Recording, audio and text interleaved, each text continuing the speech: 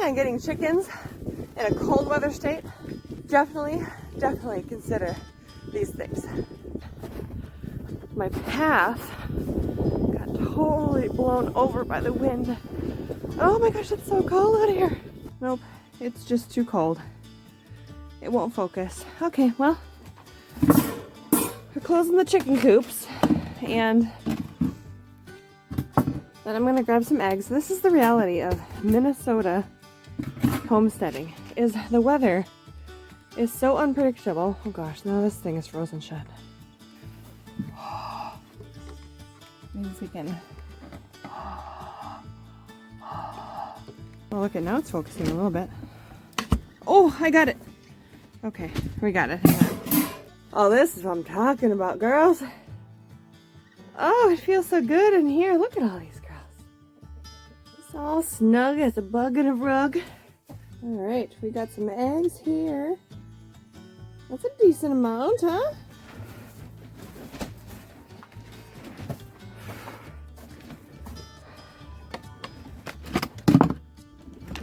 Okay, girls, hang on. Hang on.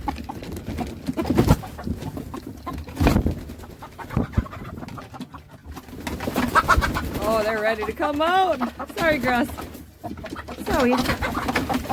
It's cold today. I know. I got poop on me. I got poop.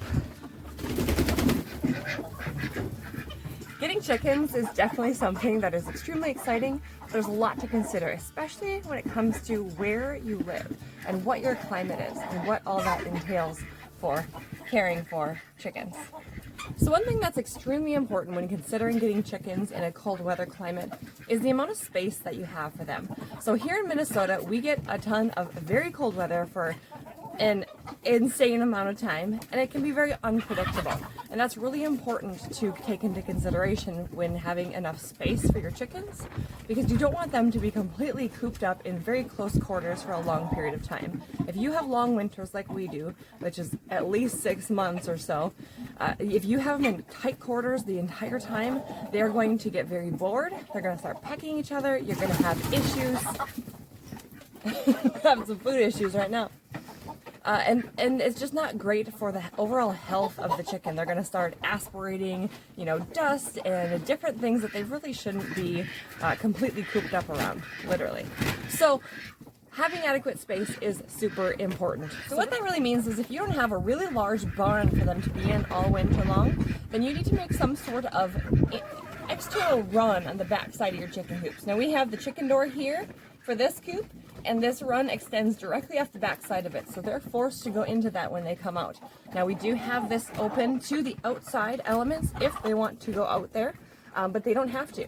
They can stay in here. They have, protection from rain, from snow. We have plastic on it. This is just a poly so that the snow doesn't blow in, and they have a, somewhat dry space to stretch their legs, to walk around, get some fresh air and some space away from some of the other chickens. Pecking order is a real thing. If you have them in too tight of quarters for too long of a time, pecking order is going to be a problem, and you're going to end up with bloody chickens, possibly dead chickens, because once one's bleeding, it's a whole situation. So avoid all of that by giving them some space and considering the space that you have before actually getting a certain number of chickens.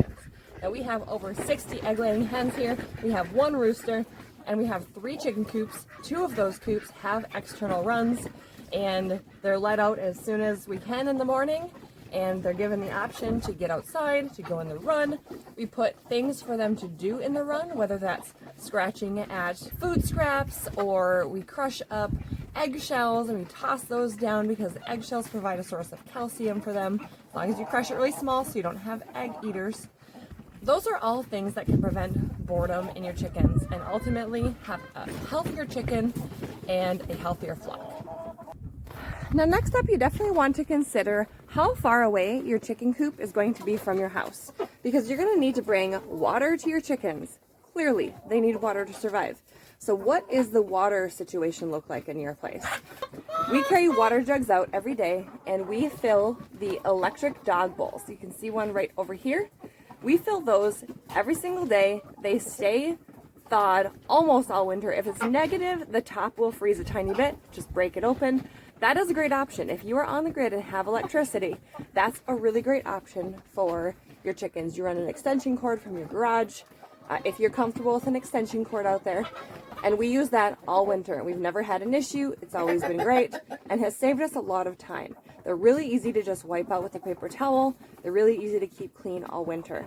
Now, other people will use those black round rubber bowls, because those, when they freeze, they're really easy to just turn over and push the ice out, and then you can refill it. The problem with that is that you're constantly having to do that. In cold weather, that is freezing very fast.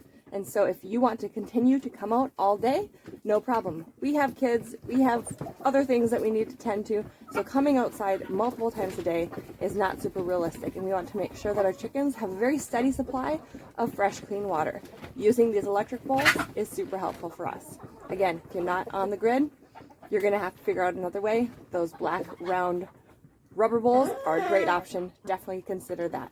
How strong are you? Are you carrying these water jugs? I mean, how far are they? How many can you carry in one hand? Because we don't have the access to our hose in the winter, we have to do it this way. Now, if you have access to a hose that can stay unthawed, great. That's even better. But otherwise, water jugs, that's where it's at. Another thing to consider is, what breeds of chickens are you getting? So some breeds are going to be more cold hardy, and that's super important to take into consideration when you have chickens or are considering chickens in a cold state. Now, most of the chickens that we have a variety of breeds, but most of them are going to have small combs and wattles. So the combs, which is the spot right up here on their head, and their wattles, which is what hangs down here, those are the most distal from their body, and they're going to be the most prone to frostbite. Frostbite is not fun to treat, and it's not fun to see if you have a chicken with frostbite. So if you end up getting chickens that do have longer combs and wattles, no big deal. Just keep in mind that you might have to come out and prepare their combs and wattles for the cold weather when it approaches. So what that means is to come out and put some sort of ointment on them to prevent the wind from causing the frostbite. If you have chickens with long wattles, those sometimes can get stuck on metal water bowls, dangle in the water, and then that causes frostbite as well. And if you have too much moisture in your coop, you could definitely get frostbite, especially on the long combs and wattles. So keep that all in mind when choosing your chicken breeds. If you want to see some of the selections that we chose for our flock in the 2022 season, go ahead and click this video right here. Thank you so much for watching. Have a wonderful, blessed day, and I'll see you in this one.